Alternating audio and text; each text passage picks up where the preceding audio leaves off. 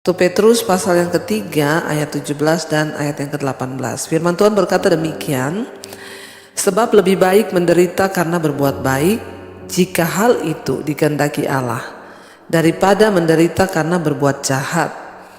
Sebab juga Kristus telah mati sekali untuk segala dosa kita, Ia yang benar untuk orang-orang yang tidak benar, supaya Ia membawa kita kepada Allah. Ia yang telah dibunuh dalam keadaannya sebagai manusia, tetapi yang telah dibangkitkan menurut roh. Saudara, firman ini berkata, sebab lebih baik menderita karena berbuat baik, jika hal itu dikehendaki Allah, daripada menderita karena berbuat jahat. Kita tahu bersama kisah ini, saudara, ya, surat ini ditulis oleh Petrus kepada jemaat-jemaat. Pada zaman itu ada begitu banyak orang yang tidak suka dengan orang-orang yang menjadi percaya kepada Yesus, sehingga mereka difitnah, mereka ya dilakukan segala yang tidak baik kepada mereka, ya mereka dijahati, mereka ditekan, ya mereka dianiaya.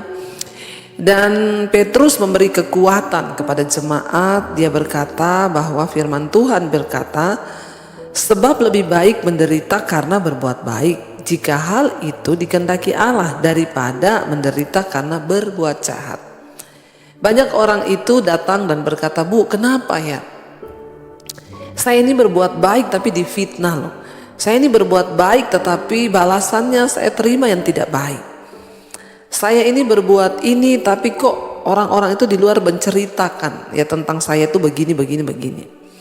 Kenapa ya? Padahal saya ini ya sudah berbuat baik. Saudara, Alkitab berkata, ya adalah lebih baik kita menderita karena berbuat baik, ya jika hal itu memang dikehendaki Allah. Artinya apa, saudara? Memang ada waktu-waktu di hidup kita ini kita sudah berbuat baik, tapi kita akan menerima balasan yang tidak baik.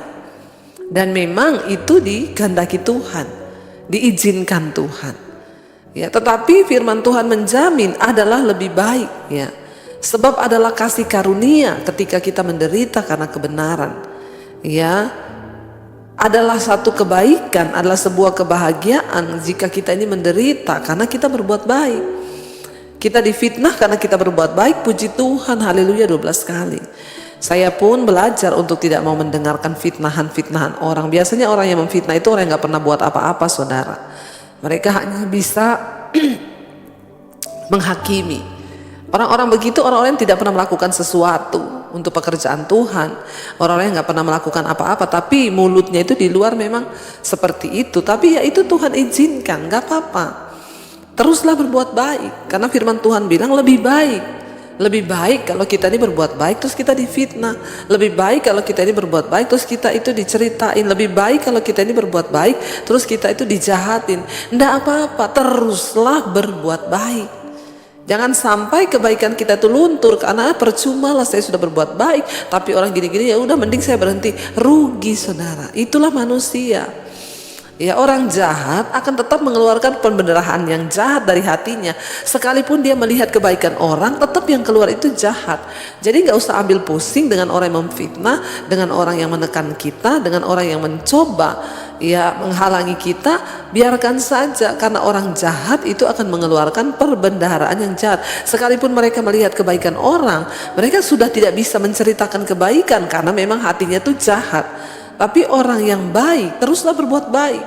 Karena ayat ini berkata lebih baik menderita karena berbuat baik, jika hal itu dikehendaki Allah. Kalau memang Tuhan izinkan, ya biar saja. Ya. Sebaliknya dikatakan, ya daripada menderita karena berbuat jahat.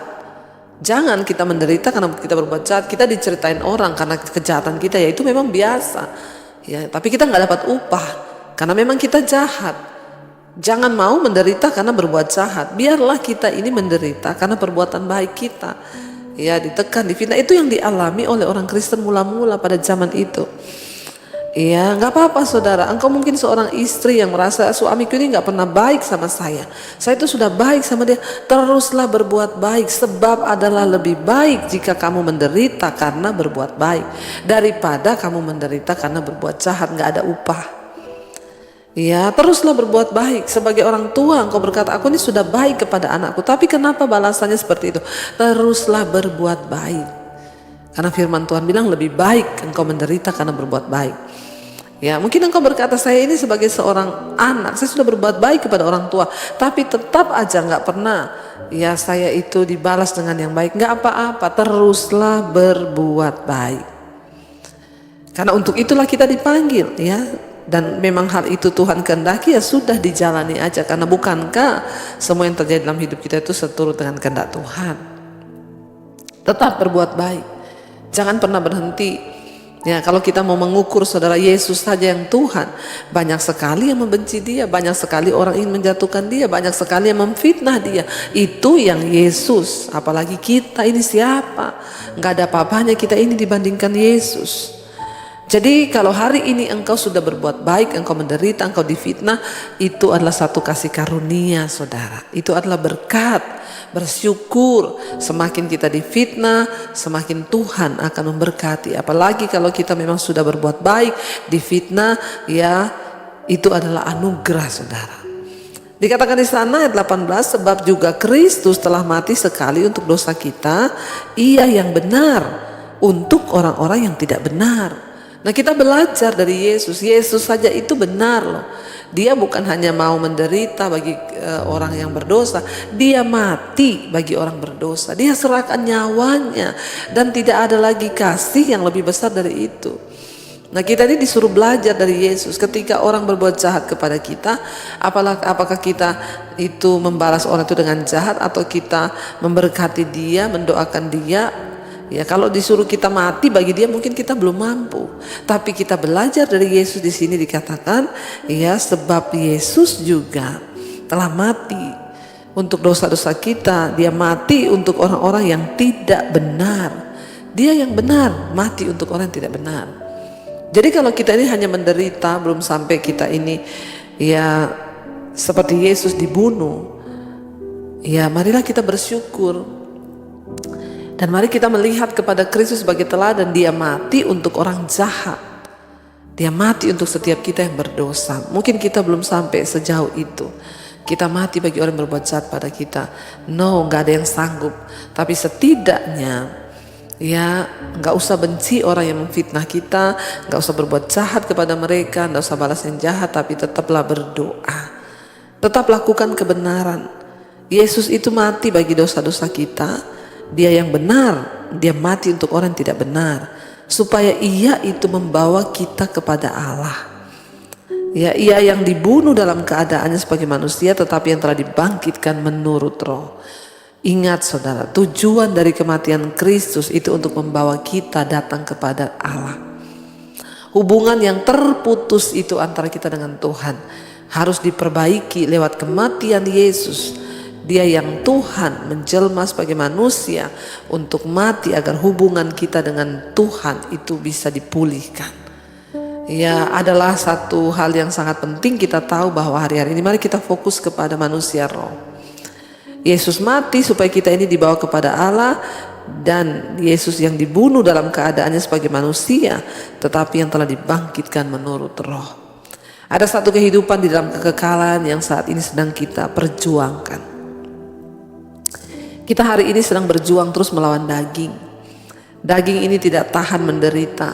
Daging ini gak kuat ketika difitnah. Daging ini tidak kuat ketika kita harus berhadapan dengan banyak tekanan. Tapi kita harus mampu menaklukkan daging ini. Kita belajar dari siapa? Yesus, yang mematikan dagingnya. Bahkan dagingnya disiksa, dibunuh, tetapi dia dibangkitkan di dalam roh. Ada satu manusia yang harus kita bangun, yaitu manusia rohani, manusia batinia yang tidak terlihat. Biarlah daging kita semakin hari semakin dikikis. Ya, semakin kita difitnah, semakin kita direndahkan, itu artinya daging kita semakin dimatikan. Waktu kita tidak marah, waktu kita bersyukur difitnah, ya puji Tuhan, haleluya, itu artinya kita akan semakin dimuliakan. Kita akan semakin ditinggikan oleh Tuhan. Tidak usah saudara peduli dengan apa kata orang. Karena orang jahat itu akan tetap jahat.